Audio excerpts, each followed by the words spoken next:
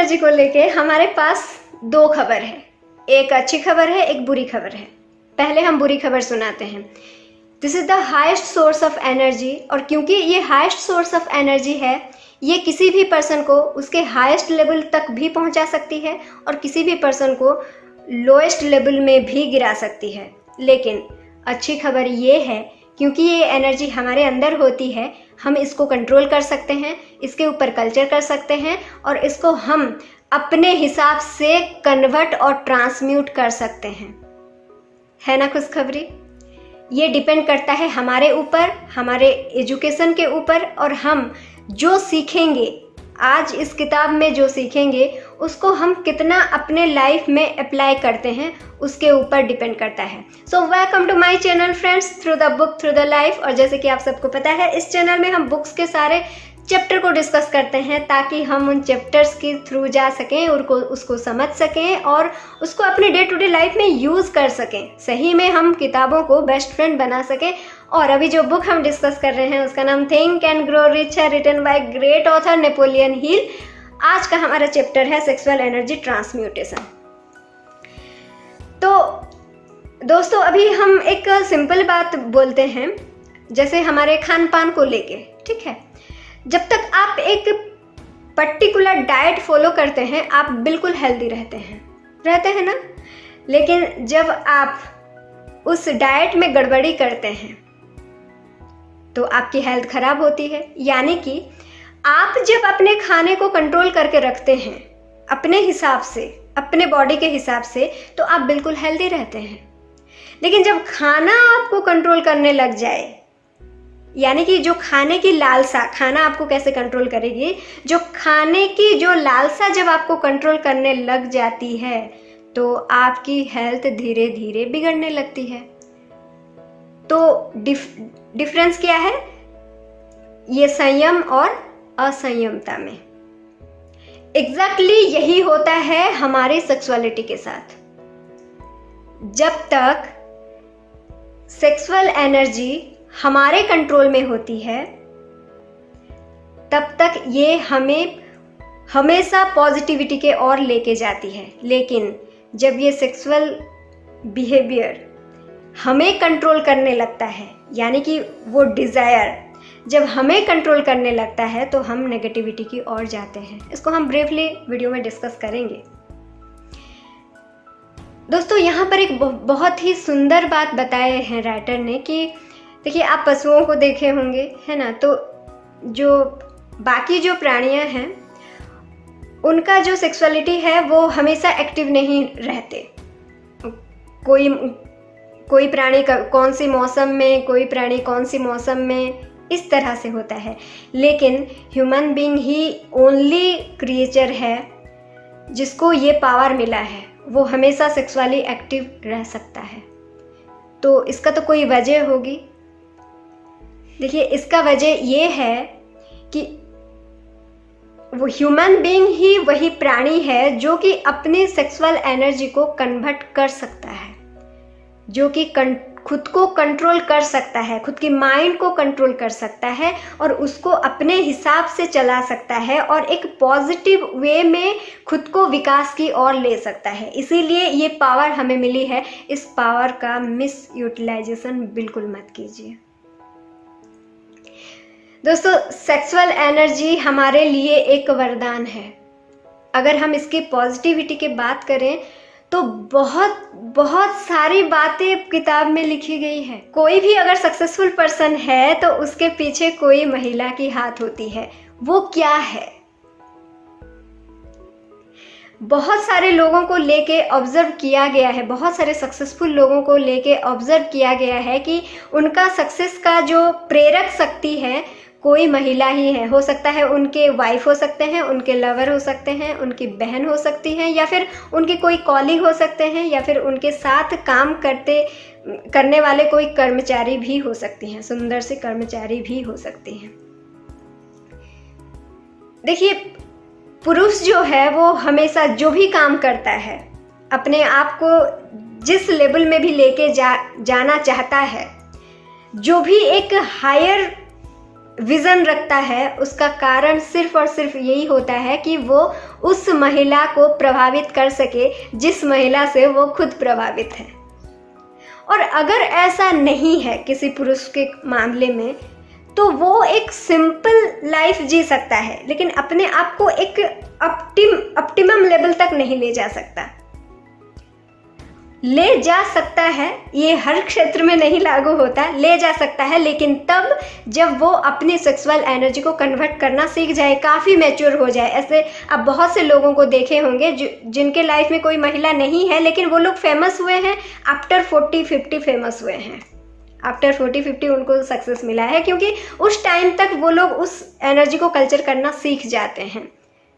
वरना अगर आप कॉमन लोगों की बात करें, जो कि ज़्यादातर लोग, आप हेनरी फोर्ड जी की बात कर लीजिए, एंड्रयू कार्नेगी जी की बात कर लीजिए, आप शेक्सपियर जी की बात कर लीजिए, ये सब के सब तब फेमस बने जब उनकी ज़िंदगी में उनके प्रेमिकाएं, उनके वाइफ थी।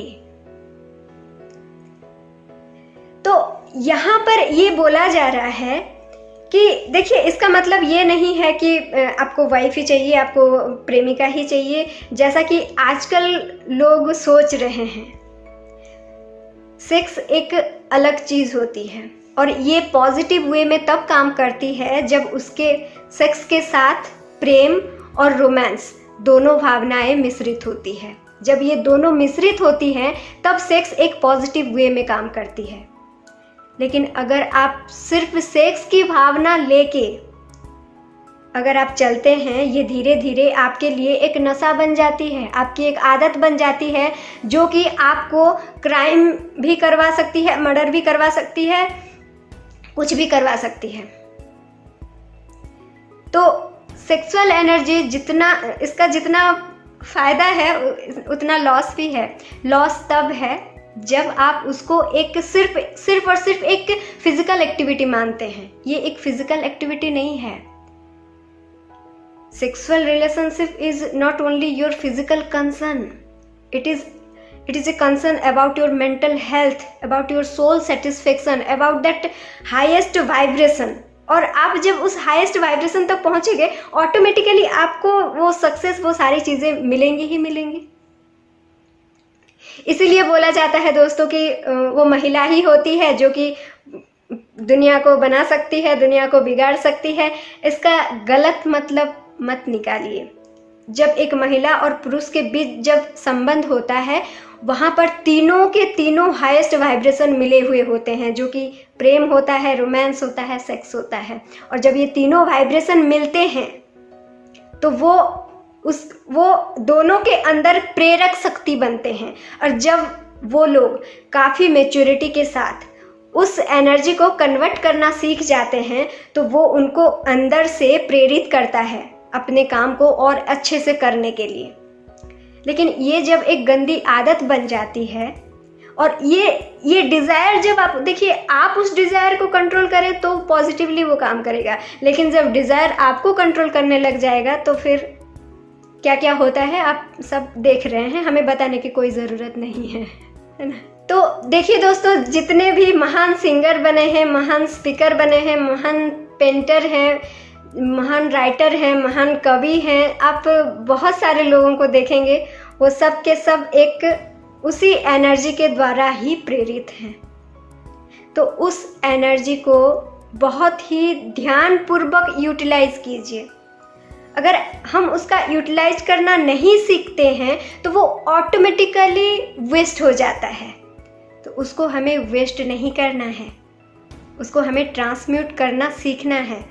यानी कि उस सेक्सुअल एनर्जी में हमें प्यार, विश्वास, ये सारा चीज़ मिला के उसको हमें अपने अंदर एक प्रेरक शक्ति बनाना है, जो कि हमें सफलता की ओर आगे लेके जाएगी। तो दोस्तों, यहाँ पर देखिए, इस चीज़ को गलत मत समझिए। यहाँ पर सेक्सुअलिटी को दबाने की या फिर अपनी ज़िंदगी से निकालने की बात नहीं की जा रही है। जो लोग सेक्सुअली एक्टिव नहीं होते हैं, वो लोग ज़्यादा एक्साइटेड नहीं रहते हैं, वो उनका ज़िंदगी बहुत निराश होती है, बहुत उदासीन होते हैं, वो बहुत ज़्यादा आगे नहीं जा पाते हैं क्योंकि उनके पास वो वाइब्रेशन होती ही नहीं है।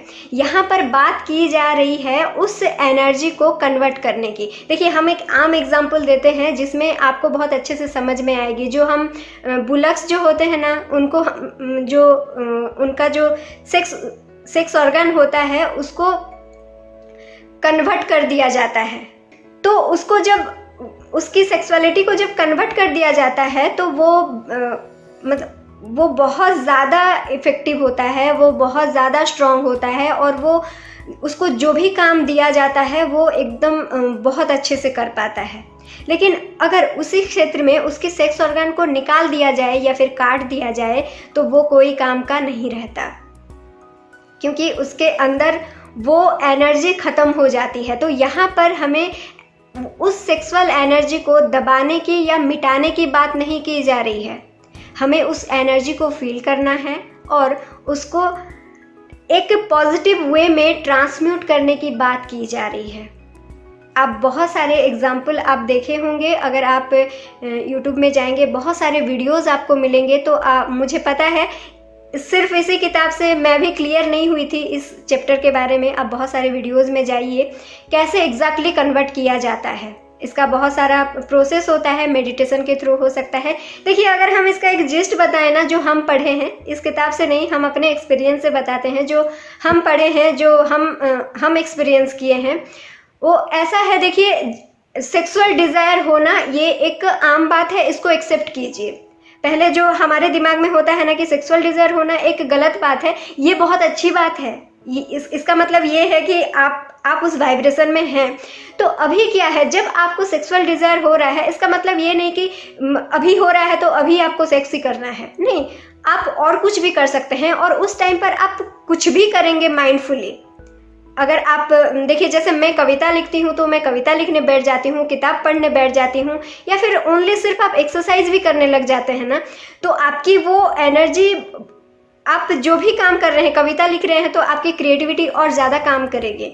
आप एक्सरसाइज कर रहे हैं तो आप और ज़्यादा जोर लगा के एक्सरसाइज कर पाएंगे। और ये मेरा प्रैक्टिकल एक्सपीरियंस है, आप करके देखिए।